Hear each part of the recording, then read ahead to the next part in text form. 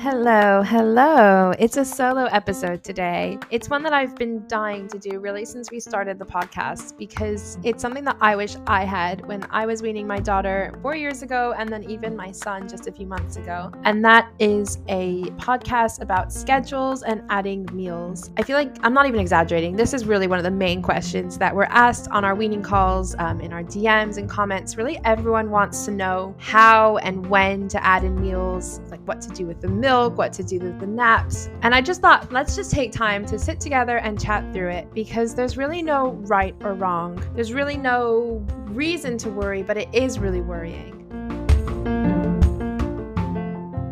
So the first thing I'm going to say is that everybody says every baby is different, right? And it's something that you hear again and again, and to the point where it sort of stops meaning anything. I don't know if you feel this way, but I feel this way. I feel like people are just saying to me, every baby's different. And I'm like, yeah, but like what's the right thing? You know, like I know every baby's different, but what's the like gold standard, right? And let me tell you, with my daughter Liba, I was shamelessly I was doggedly in pursuit of this gold standard. I wanted to do everything absolutely perfectly to the extent that I was militant about routine. I was militant about how much she was eating.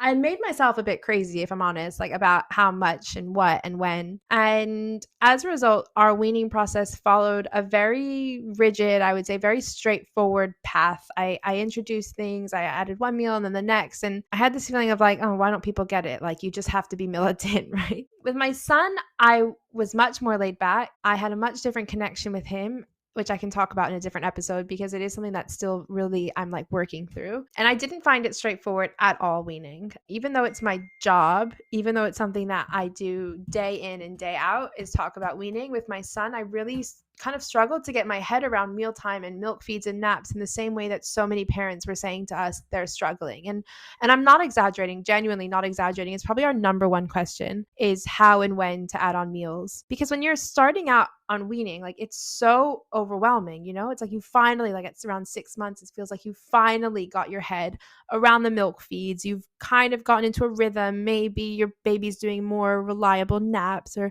you know, less, I don't know, I'm not saying they are, mine definitely weren't, but like there's a bit more of a rhythm to the day. And yet then you add in solids and it can feel very overwhelming. So I know I found it really reassuring. And I know other parents tell me that they find it reassuring when actually you find out that really your baby can set the pace. And you wouldn't expect a baby to be on 3 meals a day comfortably until about 9 months old. So you can take your time with weaning. I was in such a rush with my daughter Liba. I was in such a rush to just get her onto solids. And part of that was a kind of fraught feeding process we don't need to go into, but I really wanted her to be comfortably on solids. And the fact that my son didn't take to it as well, and he was that kind of almost textbook child of rejecting solids and just wanting his milk and knowing that actually I can take my time with this because these first 6 months, you know, yes, what they eat matters. I'm not going to say it doesn't matter. And yes, it matters that they get the right vitamins and they get the right minerals and they get all the nutrients that they need from solids. But there's also a really big learning curve. And some babies do just take to it quicker than others. So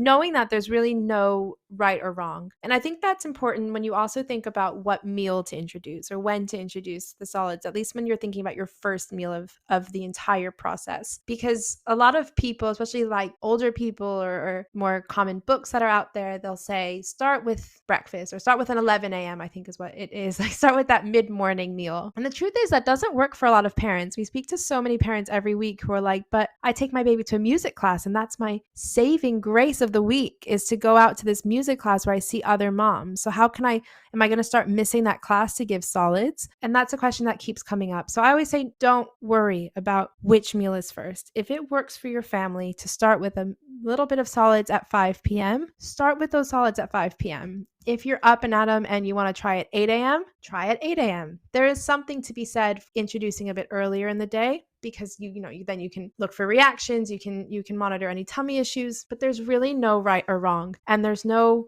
parent jail for introducing dinner first. And there's no parent jail for choosing a time that works for your schedule because you're not relaxed at, let's say, 11 a.m. because you want to get to that music class. So that's the first thing, is to pick a meal that feels right for you. And it doesn't need to be be the same one every day. So if you go to a music class at 12 on a Thursday, but 10 on a Tuesday, you can do your meals at different times. I remember being petrified that I was going to confuse my baby or somehow ruin everything by not doing everything consistently day in and day out. And when it comes to weaning, it's just not the case. You have to see it as a kind of continuum, as a progression, as a journey, really. And so, yeah, you're not gonna ruin anything by offering solids at different times, at least not in the beginning, certainly. So you'll start with one meal and let your baby really get a handle on that meal. So if it's breakfast, if it's lunch, if it's dinner, even if you're starting on solids at different times of the day, eventually you're going to consolidate down to one meal that they've got down pat.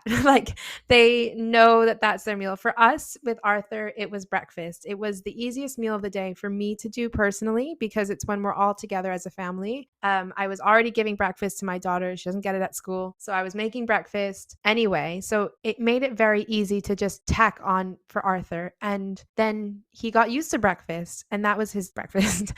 I didn't drop any milk feeds. I would not advise actively dropping a milk feed unless there are real issues, in which case, of course, consult with your own healthcare professional. But finding those pockets of time. So yeah, for us, it was breakfast. He took it really well. Then he'd go straight down for a nap and the rest of the day was more or less the same. After it felt like for a while, like, okay, like breakfast is going all right. Should I try another meal? That one I found trickier. I found breakfast and dinner the kind of easier ones for me to start with Arthur because at least those meals were sort of always the same time of day, roughly for my daughter. And so then I could introduce for Arthur at the same time. And sometimes, I'm not going to lie, sometimes I gave the milk first, sometimes I gave the milk after. I really did a lot of trial and error to find not only what worked for him, but what worked for us. And so that's why I'm going to say it all episode long. There's no right or wrong. There's just trial and error until you find the rhythm that makes sense for you and your family. Write that down.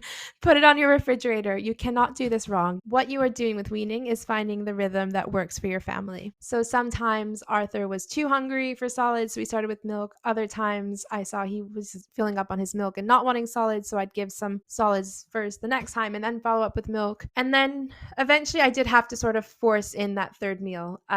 He still wasn't taking it very confidently. He still didn't really want it. And so I was sort of wedging it in before his kind of midday nap. I'd like put him in the high chair for like 5 minutes, like, okay, you need to eat something now, just to try to get him a bit on getting into the rhythm of these 3 meals a day. But yeah, you wouldn't, and I guess it was like 9-10 months that he was really like confidently expecting those meals and eating those meals and happy to eat them. And another question that comes up a lot, like all the time for parents that's related to this topic is around snacks and how do I add snacks and what's a good snack and what should I give for a snack? Really, a baby under the age of 12 months doesn't really need snacks. I wouldn't prioritize it. You can focus on their milk. They're definitely getting enough from their milk and from the foods that they're eating while weaning to meet their nutritional needs. And even now, Arthur's just 1. He's still not really on snacks. On occasion, he'll have some fruit in the morning, kind of mid-morning, but really he doesn't really need it. He's not actually hungry for it. So if you consider that your baby's probably still having, some milk on waking up and then maybe a bit of milk mid-morning and then milk after a nap and then milk maybe before bed, that is sort of like their snack. And then what you can do is around the age of 12 months is replace some of that milk with a snack. Now, plenty of babies like my daughter, once they discover the world of solids, no longer care for milk. And so she dropped her bottles almost immediately. She was down to just a morning feed and just a nighttime feed. And even then, I think she went to like just a nighttime feed for a really long time. And again, I wouldn't worry. If your baby is dropping it themselves, that's great. And what you have to do then as the parent is just to make sure that they're getting a lot of nutritious foods during the day. So sources of calcium, sources of vitamin D, sources of protein, these will all make up for the vitamins that maybe they're missing out on from formula. But what I wouldn't do is if a baby's showing that they want to cut down on their milk, I wouldn't cut down on solids to up the milk. Like this process is a sort of continual journey, trial and error, seeing what works, seeing what doesn't work. And eventually the goal is by 12 months that they're comfortably and confidently eating solids as part of the family. So I would take it as encouragement if they want to drop their milk feeds. It means that they're very confidently taking solids.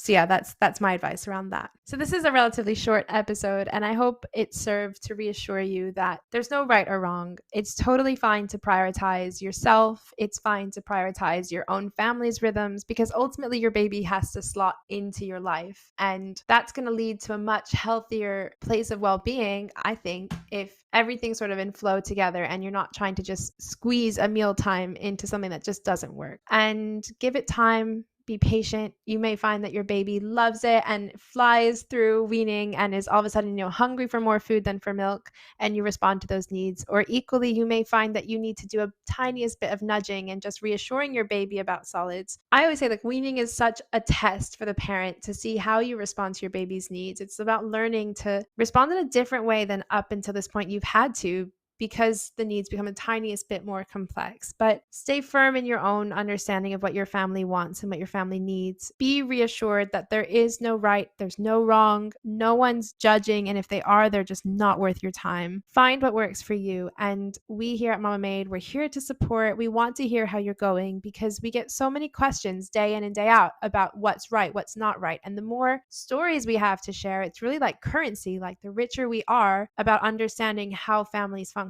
and how other people are doing it, because it really does take a village.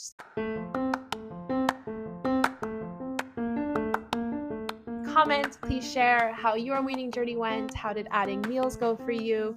How did milk feeds go for you? I really want to hear. I've got 2 weaning journeys to share. That's just 2, and I'd love to hear more. Thank you so much for tuning in. Yeah, just hope you have a great day.